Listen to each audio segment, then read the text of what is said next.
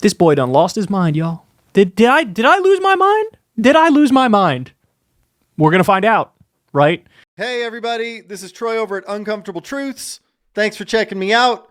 So today we have to talk about what's going on after the election because Trump won in a landslide.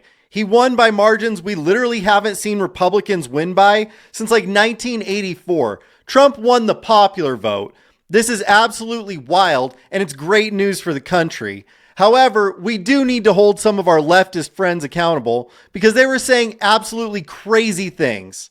Even in the best case scenario map for Trump, I have him losing the blue wall states, right? I have him losing these states. I have him losing Michigan and Pennsylvania and Wisconsin. I don't see an argument. Based on the polling, based on all the data we've seen so far, I don't see an argument for him grabbing any of these states. I just don't. So, again, best case scenario for Trump, worst case scenario for Kamala. Kamala still gets to 276 electoral votes. Okay. Look, that's what Baby Boy said the best case scenario was for Donald Trump. He gave 3 predictions, and none of them were even close to being correct. He's absolutely out of his mind, which makes sense because at this point, Kyle Kulinski is just your standard liberal elitist who doesn't know what the world is like for regular people at this point. It seems like a really high, tall mountain to climb for the Trump team to be this much more unpopular and still end up winning the election. All right, let's keep going. Well, clearly it wasn't that hard of a mountain to climb because Trump won the popular vote, not just the electoral college that everybody on the left is always whining about. He won both of them. So Kyle Kulinski is just completely making stuff up because if it doesn't go in line with exactly what he's saying, all he does is say, oh, well, that's just how it is. This is just what it is based on what I'm seeing. I'm just here to give you the facts. That's all I'm doing, everybody. I'm just calling balls and stripes. That is not what he's doing. He just completely ignores any evidence that doesn't line up with his preconceived ideas. When you have the major pollsters hurting, and you have the Atlas Intel and all these other Trafalgar and all these other right-wing pollsters flat out making shit up that's pro-Trump. Right? Let's just call a spade a spade. These are the people who were most wrong in 2022 in the midterms, and they're out there confidently like Trump plus 8 in Iowa, right?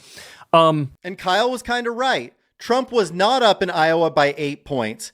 He won the state by 15 points, you freaking clown. You don't know what you're talking about. It's almost as if the 35-year-old man with bleach blonde hair does not actually understand workers. When the right-wing pollsters are making up pro-Trump shit and the respected pollsters are hurting, it is giving this misleading impression of like a super-duper close race, right? Or if anything, like, oh, it's leaning a little bit towards Trump. Just like, I think now Nate Silver flipped it to slightly pro-Kamala, but just the other day, he was still, Trump, 52% chance of winning. It's amazing to me that Nate Silver can admit, yeah, they're hurting. The major pollsters are hurting, and these right-wing pollsters are garbage, but then he like uses them in his prediction, right?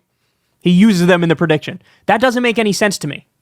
So if my read on that is correct, they are undersampling young voters, undersampling angry older women, then there really is a giant sleeper Kamala vote out there. And in that scenario, basically all the swing states are going to end up going to her, right? So this is my, let's call it the middle map, the split the difference map. It's Kamala 319, probably the one that is most quote unquote realistic, right? Here's the problem with Kyle Kulinski and other leftists like him and their worldviews.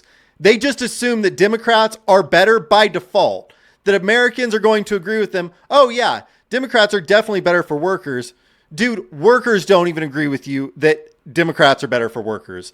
So what makes you think that everyone's just going to go along with you while your candidate is out there trying to literally start wars with every nuclear power they can possibly get into a conflict with?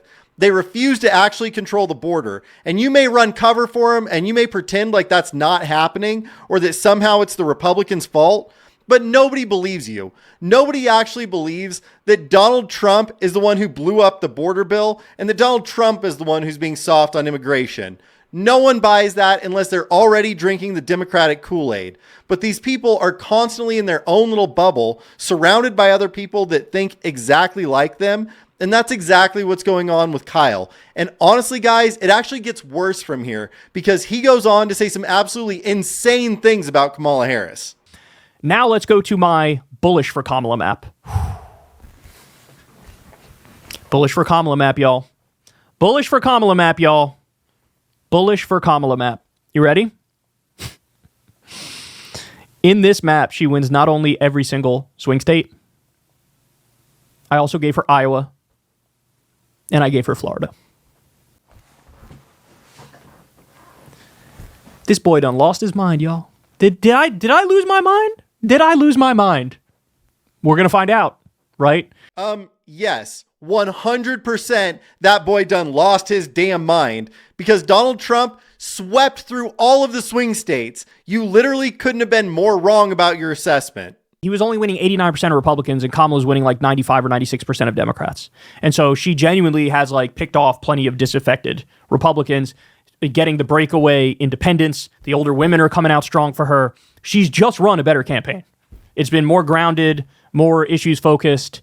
She really leaned into economic populism down the stretch with the anti-billionaire ads, really painted him as the extremist that he is. And he's not shutting up about trans issues and talking about Arnold Palmer's dick and fantasizing about the media getting shot at his rallies. More on that tomorrow.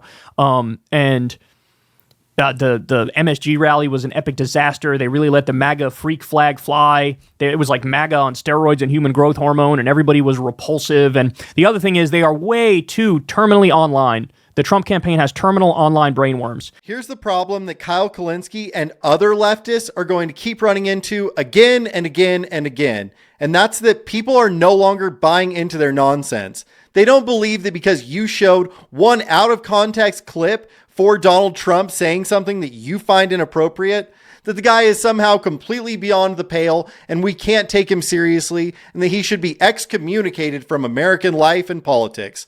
No one buys into this. And the perfect example is when they're talking about how there was a comedian who told a joke at a Trump rally saying that Puerto Rico is basically a floating island of garbage, and everybody on the left completely went crazy. Look, dude, maybe you don't like the joke, but that's all it is. It's a joke. And for normal people, they don't change their entire voting pattern because of a joke that they may or may not like. It's just funny. And people don't want to be lectured about who they should vote for or told how they are doing by a guy who spends half of his time golfing and the other half of his time bouncing around from $1 million house to another with his multi-millionaire wife. You are not a solid person for the working class, and we shouldn't trust you because you don't know what you're talking about. So in other words, the best argument for Trump still fails on its own merits. Well, dude, I don't know what to tell you because clearly it didn't fail on its own merits because Donald Trump just won by an absolute landslide. Now, you may not like it, but that doesn't actually stop it from being true. So everybody, that's all I have on Kyle Kulinski and how he gave 3 predictions and every single one of them was completely wrong. He wasn't close at all and he doesn't know what he's talking about. So do me a favor, hit like and subscribe and go ahead and share the uncomfortable truths. Take care, everybody.